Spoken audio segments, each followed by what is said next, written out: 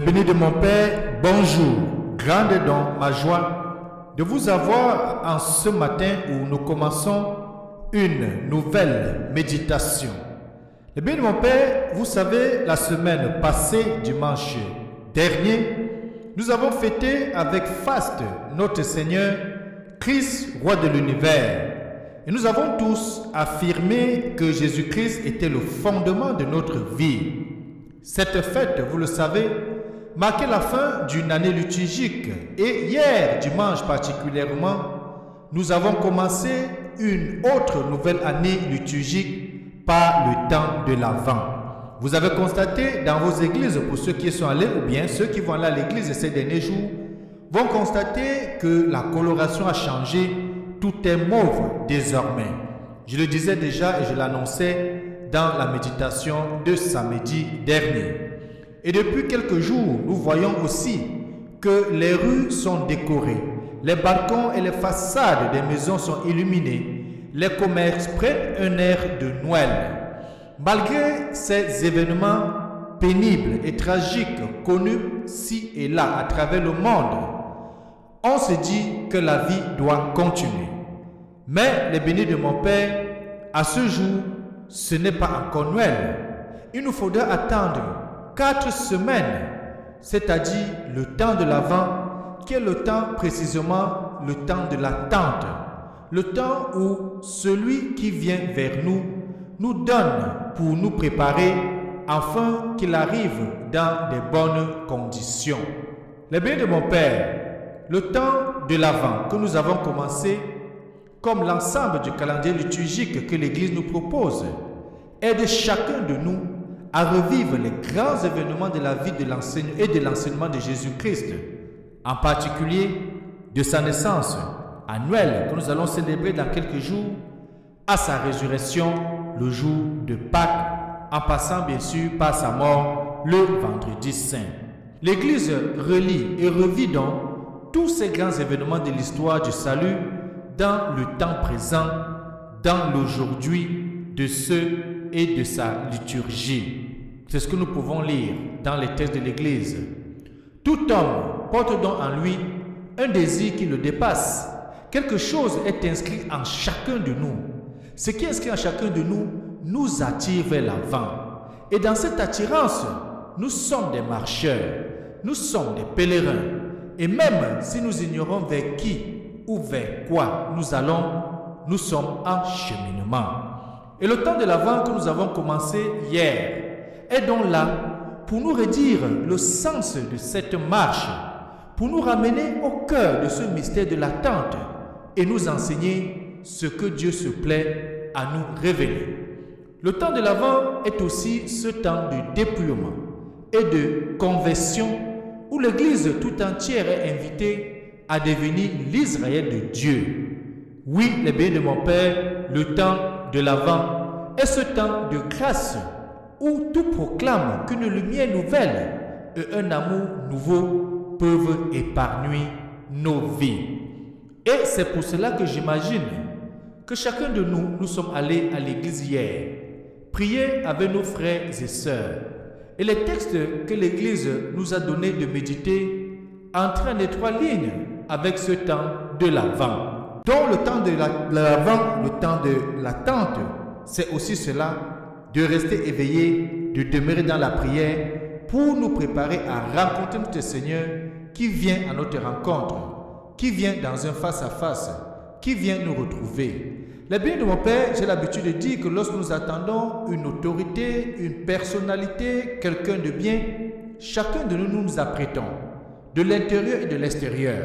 Nous nettoyons nos maisons, nous nous habillons bien et parfois nous apprêtons une longue liste de doléances à lui présenter. C'est le Seigneur maintenant, notre Dieu, notre Créateur, qui vient dans notre monde. Est-ce que nous sommes déjà prêts? Alors le temps de l'Avent, c'est donc le temps de préparation, le temps de nous nettoyer pour l'accueillir, pour lui donner une place au milieu de nous. Aujourd'hui, les bénis de mon Père, nous continuons notre méditation. Les bénis de mon Père, 2 textes vont nous aider à rester en communion avec notre Seigneur Jésus-Christ. D'abord, nous allons lire le texte d'Ésaïe, chapitre 2, les versets 1 à 5, où on va lire très clairement que le Seigneur rassemble toutes les nations dans la paix éternelle du royaume de Dieu. Notre Seigneur rassemble partout, quel qu'en soit le lieu où le territoire se trouve.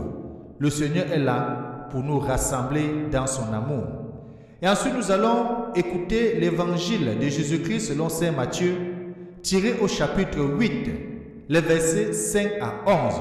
Et dans cet évangile, le Seigneur va dire que beaucoup viendront de l'Orient et de l'Occident et prendront place au festin du royaume des cieux. Toi, le béni de mon Père, tu fais partie déjà de ceux-là ou de ces personnes-là qui viendront de partout pour prendre place dans le royaume des cieux. Ce n'est plus l'exclusivité du peuple d'Israël, c'est aussi notre occasion dans ce temps nouveau d'entrer dans cette communion. Le bien de mon Père, apprêtons donc les textes d'aujourd'hui, surtout ouvrons notre cœur à la méditation de ce matin et surtout, bienvenue.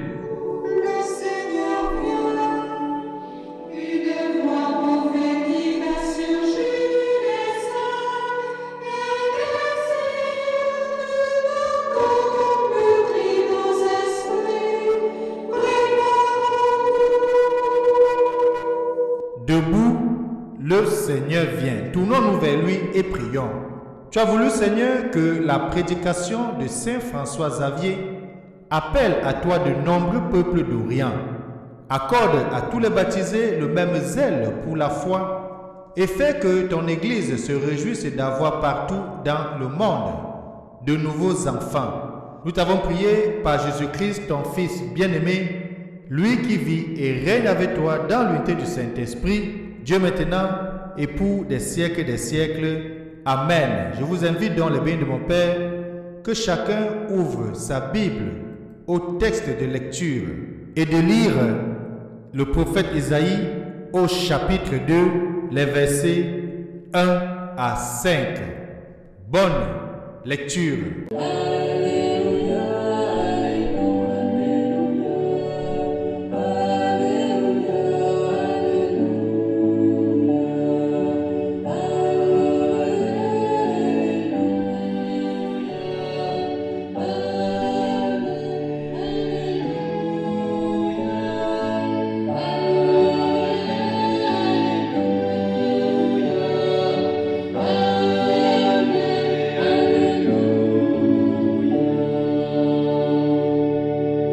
Évangile de Jésus-Christ selon saint Matthieu au chapitre 8, les versets 5 à 11.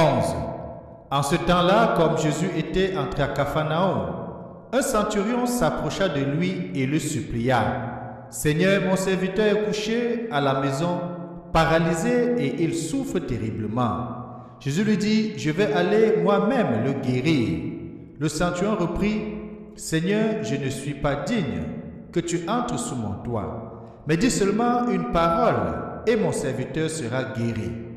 Moi-même, je suis soumis à une autorité, j'ai des soldats sous mes ordres. À l'un, je dis va et il va, à un autre viens et il vient, et à mon esclave fais ceci et il le fait. » À ces mots, Jésus fut dans l'admiration et dit à ceux qui le suivaient, « Amen, je vous le dis, chez personne en Israël, je n'ai trouvé une telle foi.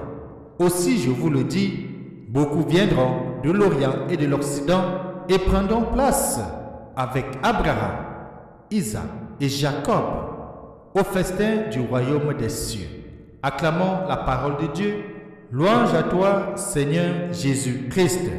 Beaucoup viendront de l'Orient et de l'Occident et prendront place au festin du royaume des cieux, bien sûr avec Abraham, Isaac et Jacob, nos premiers parents dans la foi. C'est ainsi que Jésus achève cet évangile et cet enseignement aujourd'hui. Eh bien, mon Père, j'aimerais d'abord attirer votre attention sur ce que dit ce centurion. Cette parole que nous prononçons tous les jours à la messe, il dit « Seigneur, je ne suis pas digne que tu entres sous mon toit, mais dis seulement une parole et mon serviteur sera guéri. » Nous le disons à la messe avant de communier, quand le prêtre dit « Voici l'agneau de Dieu qui enlève le péché du monde », Et lorsqu'il élève l'hostie, et nous savons que le Christ est dans le Saint-Sacrement de l'autel, qu'est-ce que nous disons? Seigneur, je ne suis pas digne de te recevoir, mais dis seulement une parole et je serai guéri. Cette parole que nous empruntons de ce centurion est une parole de foi. D'ailleurs, Jésus-Christ va le dire, qu'il n'a vu personne en Israël qui a une foi telle que ce qu'il vient de voir et de proclamer. Aujourd'hui, dans le béni de mon Père, pendant le temps de l'attente, le temps de l'Avent, c'est le moment de développer notre foi, de demander au Seigneur de venir augmenter en nous la foi, pour que lorsque le Seigneur viendra, notre foi sera intacte, solide et ferme, pour voir en lui le Fils de David, pour voir en Jésus-Christ qui va naître dans quelques jours, le Messie, Emmanuel, celui que Dieu a envoyé pour nous montrer le royaume, celui que Dieu a envoyé pour cheminer avec nous et même d'aller très loin. C'est comme Jean va le dire, la parole était au commencement et c'est cette parole qui était au commencement qui se fait chair. Que le Seigneur augmente en nous la foi pour qu'en voyant Jésus dans la crèche dans quelques jours, nous voyons Dieu au milieu de nous. Nous voyons notre Créateur au milieu de nous, notre Créateur qui va devenir notre Sauveur. Et que Dieu Tout-Puissant nous aide donc aujourd'hui à mieux nous préparer à attendre le Seigneur et qu'il nous bénisse et nous garde. Lui qui est Père, Fils et Saint-Esprit. Amen. Bonne journée.